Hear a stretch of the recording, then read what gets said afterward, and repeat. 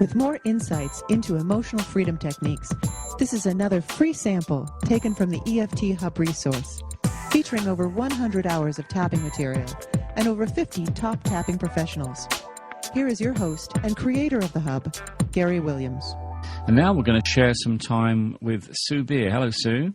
Hello, Gary, and everyone. And I know that you're very experienced in the topic that we're about to talk about, and you do other things as well, don't you, at your practice in London?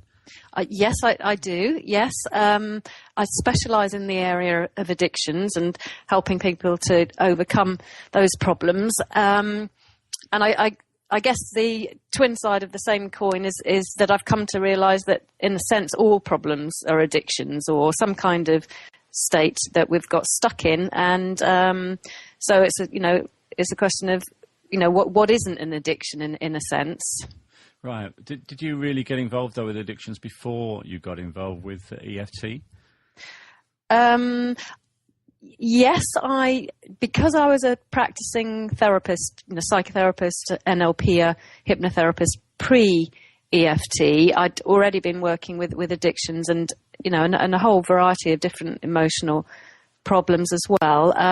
But I guess I originally got into addictions through my own overcoming smoking and alcohol problems, really. So it's something that was personally of interest to me originally.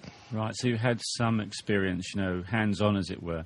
Absolutely. Yeah. Right. And has that helped you then bring that into EFT and work with it? Yes, I think so, because what has always fascinated me is how addictions work, how they can get such a kind of grip on us, and being able to kind of understand from the inside how that works, I think is really, really helpful in guiding other people to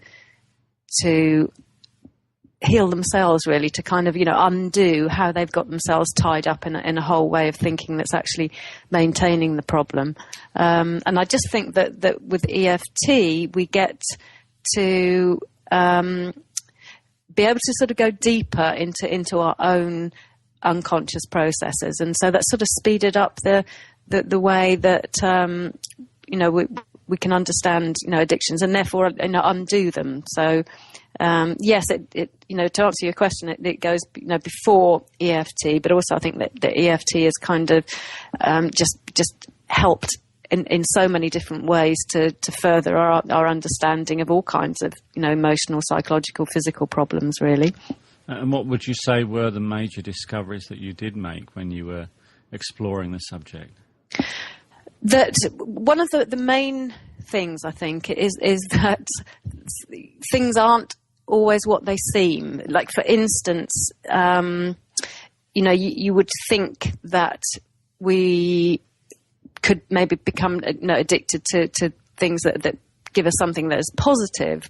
You can imagine that if we were talking about emotional states, we'll want more of feelings like joy and happiness and peace, calm, those kind of emotional states and qualities. That's kind of obvious. But what I've discovered along the way is that we're often actually addicted to negative states, to states of anger, rage.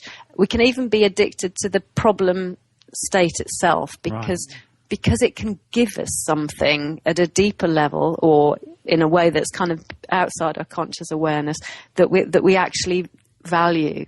So working with addictions, and also this sort of view that I have that, in a sense, all problems and all stuck states are forms of addictions, means that we have to get a sort of sleuth-like detective head on, so that we kind of look beyond what seems to be the case on the surface and look at ways that are paradoxical, and that seems to be a very important way to actually allow us to move on, not just understand what's going on with addictions, because there's an awful lot of literature and research, and in fact money spent on describing addictions and sort of lists of personality traits that are likely to lead us to addictions, or the whole sort of disease model of addictions has been given a huge amount of attention. But things that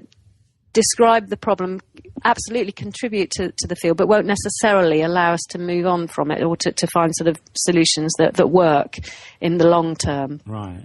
Is it possible to then be addicted to things such as, anger or creating drama in your life? Absolutely. And I think that this fits in with what we call psychological reversal in EFT terms. Psychological reversal being when we sort of continue doing something against our own best intentions. Just to give you a quick example, it'd be something like, we've absolutely sworn that we'll be on a diet from Monday, and then, by Wednesday we absolutely have to have that chocolate cake. Now everybody has some kind of an experience of that, because it's a universal phenomenon, really. But what we're saying here is that when we actually value a problem state in a way that it's not obvious even to ourselves, might be obvious to others, then we've got a reason for maintaining that, and it will appear that we're doing something against our own best interests or against what we've said that we want to do. But if we ask a question like, what does it give us? What does, being angry or being in a rage give us that we're actually valuing? Then we're kind of on the right track of beginning to sort of being able to interpret the language that goes with these problem states. It's like they have a sort of language of their own. Yeah. Verbally and non-verbally.